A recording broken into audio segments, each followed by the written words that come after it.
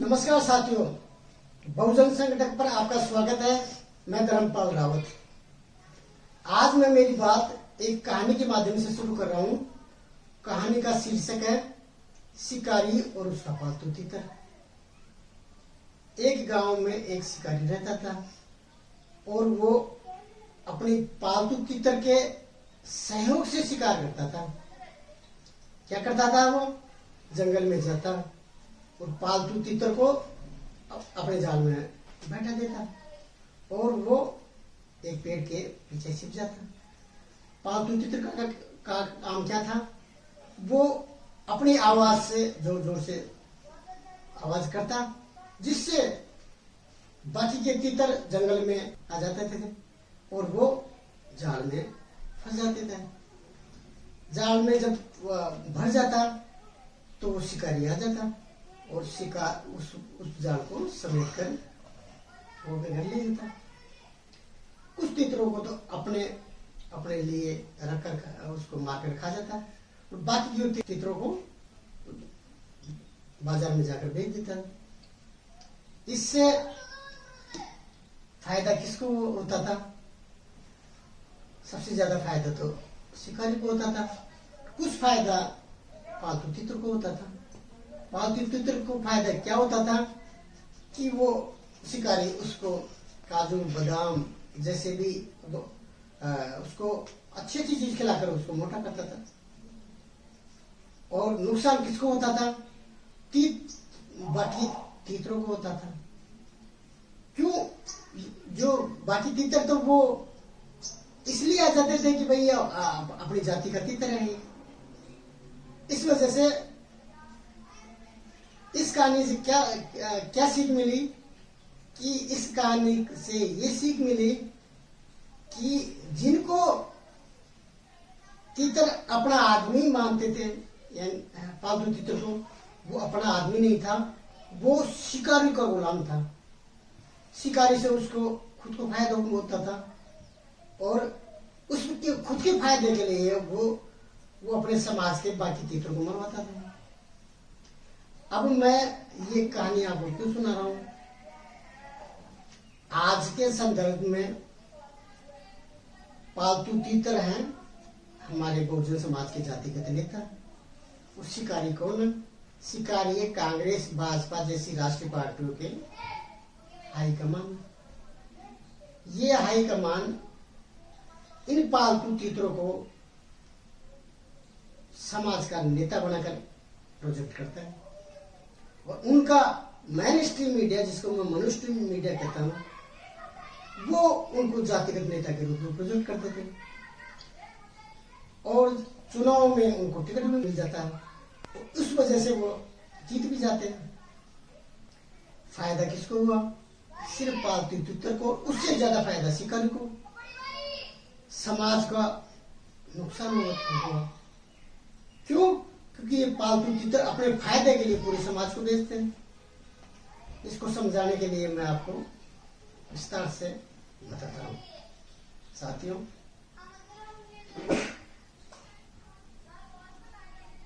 इस देश में बहुजन समाज की आबादी लगभग 90% है, जिसमें सबसे ज्यादा पिछड़ी जाति है, दूसरे नंबर पर अनुसूचित जाति है, तीसरे नंबर पर अनुसूचित जनजाति है। भारतीय संविधान में बहुजन समाज को अधिकार जातिगत नहीं मिले, वर्गगत मिले। वर्ग अनुसूचित जाति, अनुसूचित जनजाति, पिछड़ी जाति। साथियों, ये कभी ये मांग नहीं करते हैं सरकार से और अपने शिकारियों से, मालिकों से। हमारे समाज के बच्चों को NFS करके रोक दिया जाता है। NFS का मतलब होता है नॉन फाउंड सुटेबल, यानी उपयुक्त प्रत्याशी न मिलने की वजह से इनका जो संवैधानिक अधिकार है आरक्षण, जिनका ओरिजिनल नाम है प्रतिनिधित्व, उस पर डाका डल जाता है। क्यों?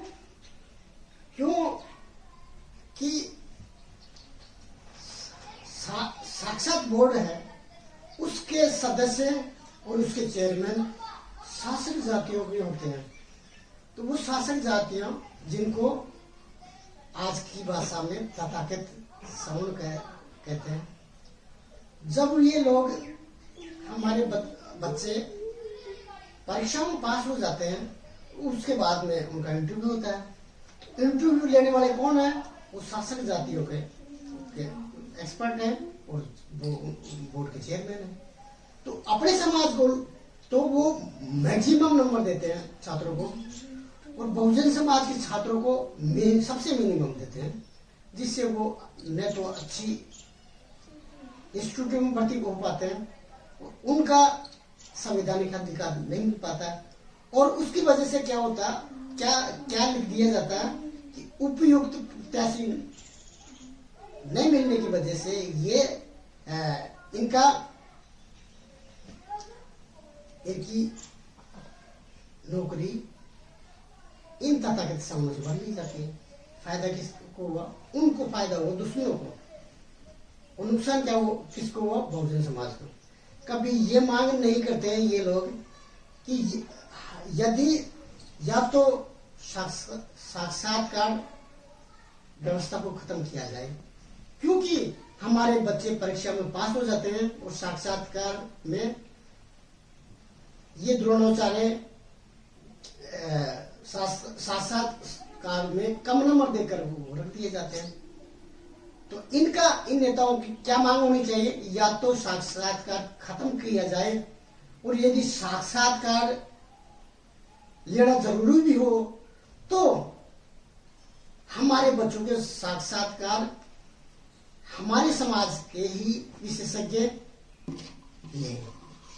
यदि ये संभव नहीं हो तो साक्षात्कार बोर्ड में प्रतिनिधित्व होना चाहिए, बहुजन समाज के भी एक्सपर्ट होना चाहिए, तो बहुजन समाज के भी बोर्ड के चेयरमैन होने चाहिए। लेकिन ये मांग नहीं करते, और ये मांग करें तो ये पूरी भी हो सकती है। तो नुकसान किसका हुआ? बहुजन समाज का हुआ। दूसरा, ये कभी सरकार से ये मांग नहीं कर सकते कि विश्वविद्यालय में प्रोफेसर, कुलपति, कुल सचिव, रजिस्ट्रार हमारे क्यों नहीं? ये मांग करें तो ये हो सकता है। तो नुकसान किसको हुआ? बहुजन समाज को हुआ। आज ओबीसी की जिनकी आबादी 60% है, उनका 1% भी प्रोफेसर नहीं है। IIT, IIM, NIT, IIIT, IIS, NIFT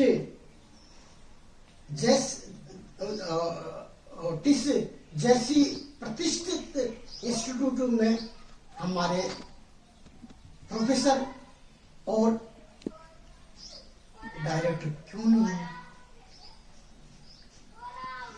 यदि हमारे इन संस्थानों में प्रोफेसर और डायरेक्ट नहीं होने की वजह से हमारे छात्रों के साथ में अत्याचार होता है, उनको नंबर भी कम आते हैं, इसलिए अच्छी नौकरी भी नहीं मिल पाती। ये कभी ये मांग नहीं कर सकते हैं कि व्यवस्थापिका, न्यायपालिका और कार्यपालिका सत्ता के ये 3 प्रतिष्ठान होते हैं, और चौथा अघोषित रूप से मीडिया को मान लेते हैं। हमारे नेता जरूर बढ़ जाते हैं, क्यों? अनुसूचित जाति जनजाति को तो आरक्षण है, इस वजह से पूरे लोकसभा में 121 सांसद हैं। ओबीसी के लगभग 150 सांसद हैं। पूरे लोकसभा में लगभग 300 सांसद बहुजन समाज के हैं। ये चाहे तो सरकार को हिला सकते हैं। 50 सांसद मिलकर भी सरकार से मांग करें कि भाई हमारे समाज को के जो नेता हैं व्यवस्थापिका में, उनको नेता तो बना देते हैं लेकिन उनको अधिकार नहीं देते। कार्यपालिका, स्थायी कार्यपालिका में सचिव, प्रधान सचिव, कैबिनेट सचिव, मुख्य सचिव जैसी जो सरकार की नीतियों को लागू करने वाले अफसर बहुजन समाज से क्यों नहीं है? जब जब बहुजन समाज में ये सेक्रेटरी स्तर के अधिकारी नहीं होंगे तो इनके इनके फेवर के कानून लागू नहीं होंगे और उनको फायदा नहीं मिलेगा। व्यवस्थापिका में भी उनका पर्याप्त प्रतिनिधित्व नहीं है, और है तो नाम मात्र के हैं, और कार्यपालिकाओं में तो अच्छी अच्छी पोस्टों पर है ही नहीं है। न्यायपालिका में तो लगभग बहुजन समाज का 5% भी प्रतिनिधित्व नहीं है। तो इनको न्यायपालिका में प्रतिनिधित्व नहीं मिलने की वजह से इनको न्याय भी नहीं मिल पाता। कार्यपालिका प्रतिनिधित्व नहीं मिलने की वजह से इनको नीतियां लागू भी नहीं होती है, और व्यवस्थापिका में प्रतिनिधित्व सही नहीं होने की वजह से उनकी फेवर के कानून भी नहीं बन पाते। चौथा, जो नैरेटिव फिक्स करने का काम होता मीडिया का, मुख्य धारे का मीडिया 2 जातियों से मिलकर बना है। मालिक तो बढ़िया होते हैं, संपादक और पत्रकार ब्राह्मण होते हैं। तो जब इनका प्रतिनिधित्व नहीं होगा तो इनकी बात पहुंचेगी कहां सरकार की? तो वहां भी बहुजन समाज को कुछ नहीं मिल पा रहा है। तो साथियों, ये क्यों हुआ? ये इसलिए हुआ कि बहुजन समाज के जो नेता हैं वो वास्तविक प्रतिनिधि नहीं होकर इन तथाकथित कांग्रेस बीजेपी पार्टी के गुलाम और दलाल किस्म के हैं। साथियों, बहुजन समाज का सबसे बड़ा वर्ग है पिछड़ी जातियां। सबसे ज्यादा पालतू चित्र पिछड़ी जातियों में होते हैं। वो कैसे होते हैं? और सबसे ज्यादा मानसिक गुलाम बहुजन समाज में कोई है तो पिछड़ी जातियां हैं। वो कैसे? साथियों, कुत्तों की जनसंख्या होती है, जनगणना होती है, बिल्लियों की जनगणना होती है, शेरों की जनगणना होती है, भैंसों की जनगणना होती है, यानी सभी जानवरों की जनगणना होती है, लेकिन पिछड़ी जातियों की कोई जनगणना नहीं होती। अनुसूचित जाति, अनुसूचित जनजाति, इनको तो संवैधानिक वजह से इनको हर 10 साल में जनगणना होती है। इसकी वजह से उनके फेवर में प्लानिंग कमीशन नीतियां भी बनाती है, और वो लगभग आधी अधूरी तो लागू होती है। पिछड़ी जातियों को पता ही नहीं वास्तव में ये कितनी है, अनुमानित 60% है। तो इनके ये तथाकथित जातिगत नेता कभी सरकार से ये मांग नहीं करते कि सर हमारी जनगणना ही नहीं होगी तो हमारे फेवर में नीतियां कैसे बनेगी? जब नीतियों बनने की बात आती है तो कोर्ट में पर्याप्त प्रतिनिधित्व नहीं होने की वजह से सरकार को जज ये कहते हैं कि भाई तुम्हारा क्वांटिफिक डाटा ही नहीं है तो ये नीति कैसी बन सकती है? डाटा कहां से उपलब्ध होंगे? जातिगत जनगणना से। तो जातिगत जनगणना नहीं होने की वजह से पिछड़ी जातियों को सबसे ज्यादा नुकसान होता है। दूसरी, ये मानसिक गुलाम कैसे हैं? पिछड़ी जाति की लगभग जनसंख्या 60% है, इनको अधिकार मिला 27% और लागू हुआ 5%। जिनकी आबादी 60% है उनको अधिकार मिला मात्र 5%, बाकी का 55% कहाँ गया? इनकी जातिगत नेताओं ने कभी मांग नहीं की। नहीं, समाज भी इतना जागरूक नहीं है कि हमारा अधिकार खा कौन रहा है। साथियों, बहुजन समाज के सभी वर्गों का अधिकार पूरा नहीं मिल पाया। हाँ, सबसे ज्यादा नुकसान पिछड़ी जाति को हुआ, लेकिन ऐसा नहीं कि अनुसूचित जाति जनजाति को भी नहीं हुआ। उनको भी अधिकार मिला है, लेकिन पूरा उनको भी नहीं मिल पाया। उनका भी बैकलॉग खाली है। तो साथियों, और एलिट इंस्टीट्यूटों में तो इनका 1-2% भी पूरा नहीं हो पाया। तो ये कौन करे?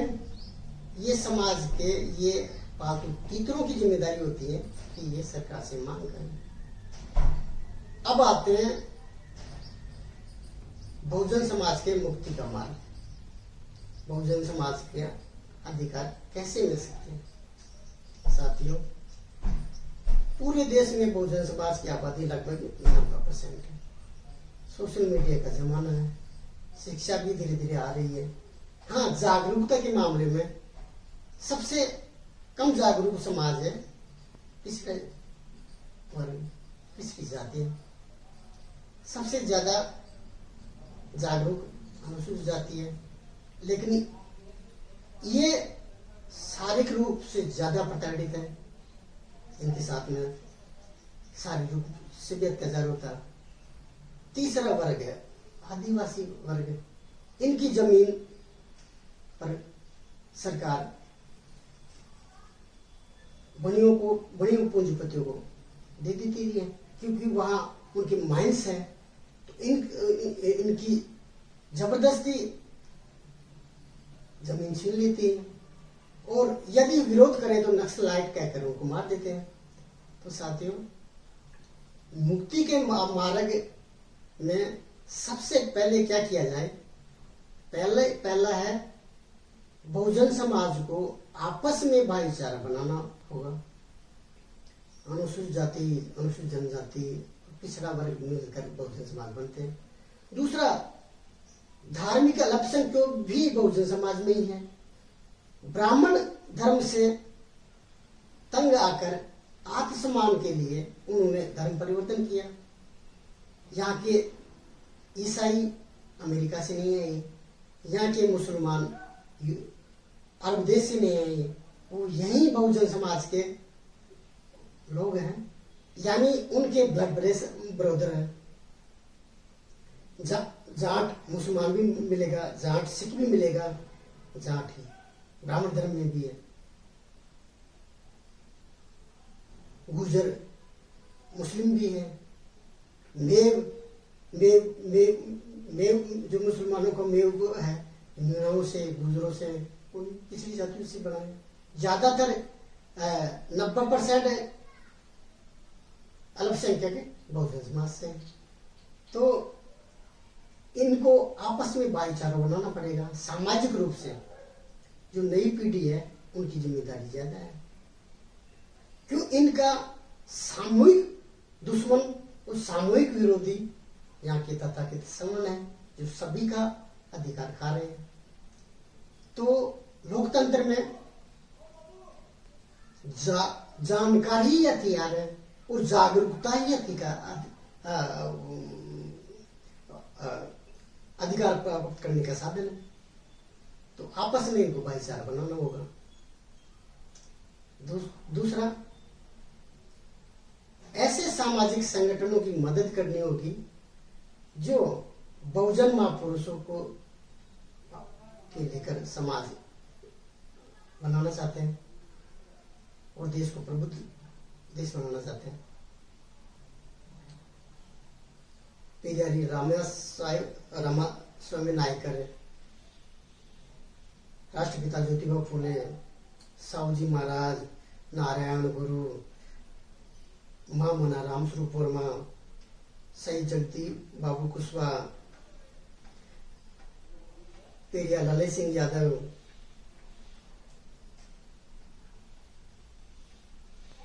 डॉक्टर अम्बेडकर, बिरसा मुंडा, डॉक्टर जयपाल मुंडा जैसे बहुजन समाज के महापुरुष को लेकर जो सामाजिक संगठन चलते हैं उनका सपोर्ट करना होगा, जिससे ये लोग आपकी आवाज बने। साथियों, ब्राह्मण विचारधारा पर मजबूत है, इसलिए वो शासक है, और हमारे लोग विचारधारा को महत्व नहीं देकर जातिगत नेता को महत्व देते हैं और वो बिक जाते हैं। तो बहुजन महापुरुषों को लेकर चलने वाले सामाजिक संगठनों को मजबूत करना होगा। साथियों, इनमें अधिकतर महापुरुष पिछड़ी जाति के हैं, लेकिन ये पिछड़ी जाति के मानसिक गुलाम होने की वजह से अपने महापुरुषों को और उनके कारवां को पहचानते नहीं है, और जो तथाकथित ब्राह्मण धर्म है उनको मानते हैं। तो इनको अपने महापुरुषों को पढ़ना पड़ेगा, उनको जानना पड़ेगा, तब अधिकार मिल पाएंगे। तीसरा, अपना खुद का मीडिया स्थापित करना होगा। साथियों, तकनीकी ने सबसे ज्यादा फायदा किसको दिया? बहुजन समाज को दिया। कि बहुजन समाज का जो पारंपरिक मीडिया है, जो मनुष्य मीडिया है, वो बहुजन समाज की आवाज को कभी हाईलाइट नहीं करता है। लेकिन अब जो ये तकनीकी है, फेसबुक, ट्विटर, इंस्टाग्राम, ये जो भी आए हैं, इनके माध्यम से हम हमारी आवाज को उठा सकते हैं। इसलिए बहुजन समाज को बहुजन महापुरुषों को लेकर चलने वाले चैनलों को मजबूत करना होगा। उसमें भी एक पैसा नहीं लगेगा। लाइक, शेयर, सब्सक्राइब भी करना होता है। तो ये चैनल आपकी आवाज सरकार तक पहुंचाएंगे। दूसरा, बहुजन समाज को जागरूक करने का भी काम करेंगे। सरकार बहुजन समाज के खिलाफ जो भी फैसला करती है, जो भी नीतियां बनाती है, उनको ये समाज को बताएंगे, जिससे समाज जागरूक होगा। और लोकतंत्र में जागरूकता ही हथियार है। साथियों,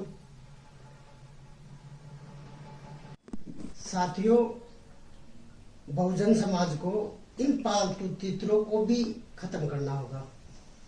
ये खत्म का मतलब इनको मारना नहीं है, इनकी राजनीतिक हत्या करनी पड़ेगी और इनके जगह नया नेतृत्व विकसित करना पड़ेगा। और ये बहुत ही आसान है, क्योंकि हमारी आबादी देश में 90% है। यदि हम सामाजिक भाईचारा बना लेते हैं और हमारे लोगों को समाज के माध्यम से ही चुनाव लड़ाए, तो उनको जिता सकते हैं। और जिताने के लिए मात्र 30% संगठित होना है। मैं ये भी नहीं कह रहा हूं कि पूरा का पूरा 90% बहुजन समाज संगठित हो सकता है, लेकिन यदि अपन इसका 1/3 भी बहुजन समाज को जागरूक कर देते हैं और इनको एकजुट कर देते हैं, तो भारत की शासन सत्ता बहुजन समाज के पास आ सकती है और ये नीतियां अपने हिसाब से बना सकती है। और ये समाज जो आज का गुलाम समाज है, ये भारत का शासक वर्ग भी बन सकता है। इसमें भी बहुजन समाज को ज्यादा मेहनत नहीं करनी पड़ेगी, क्योंकि जनता हमारे पास में है। साथियों, जब पालतू तीतर खत्म हो जाएंगे और हमारा खुद का नेतृत्व विकसित हो जाएगा, तो हम हमारे हिसाब से नीतियां बनाएंगे और हमारे हिसाब से लागू कर पाएंगे। साथियों, ये वीडियो आपको कैसा लगा? यदि ये वीडियो आपको अच्छा लगा तो इसको लाइक, शेयर और सब्सक्राइब कर सकते हो। जय विज्ञान, जय लोकतंत्र, जय बहुजन समाज।